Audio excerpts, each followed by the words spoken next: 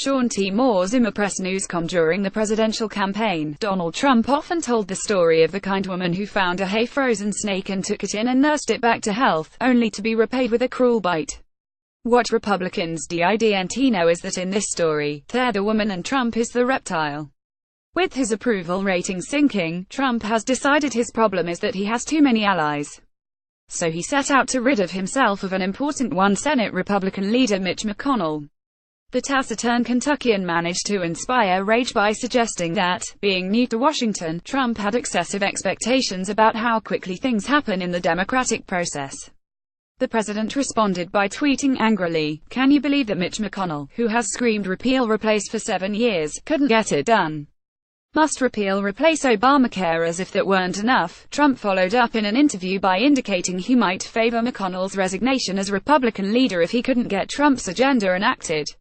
McConnell looks as worried as a poker player holding 4 aces. He is accountable only to the voters back home, who elected him to his 6th term by a 15-point margin in 2014, and to Senate Republicans, who installed him as the leader 10 years ago and appear to be perfectly content with him. Upon reading Trump's tweets, Senate Democratic leader Charles Schumer and House Democratic leader Nancy Pelosi, we can assume, immediately fell to their knees to rejoice at this sudden windfall. As commanders of an outnumbered force, their best hope is that their adversaries will devour themselves, and Trump is doing his best to make their wish come true. He has proved himself the supreme master of the unforced error. There are many things Trump does not seem to comprehend about the presidency. One is that on a wide range of important issues, he can't do much without the help of Congress. Another is that the legislative branch is equal to the executive branch, not subordinate. He also fails to grasp that he has no more of a popular mandate than every single member of Congress, none of whom came in second in the popular vote. He didn't install any of them. The voters did. Every representative and senator knows, far better than Trump does, what he or she needs to do to win re-election. Most of them were in office long before he arrived and will be there after he's gone. They don't owe him and don't fear him. A president, of course, can sometimes compel even unfriendly members of Congress to going along with his legislative agenda. In 1981, Republican Ronald Reagan got to his signature tax cut approved even though his party was in the House minority. No fewer than 48 Democrats and all but 1 Republican felt obliged to support it. In the Senate, only 10 Democrats dared to vote no.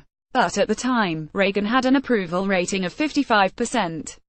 Having been a 12-term governor of California, he also had some knowledge of how to work with lawmakers.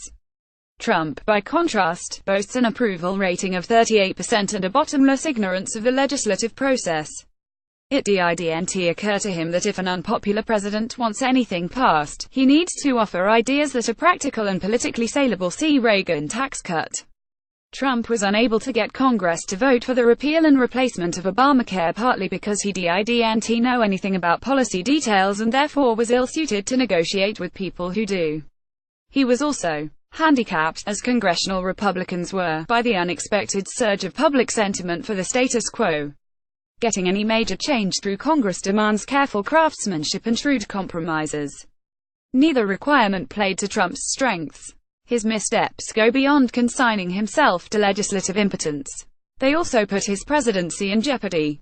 A president under investigation by a special counsel has to consider the prospect of impeachment. All Trump has to do to avoid it is keep Republicans aligned with him. But instead of striving to ingratiate himself with those who hold his fate in their hands, he seems determined to antagonize them. Someone might want to tell Trump the story of the dying sinner whose priest asked if he was prepared to renounce Satan. The man replied, "This is no time to be making new enemies." Copyright 2017 Creators, com.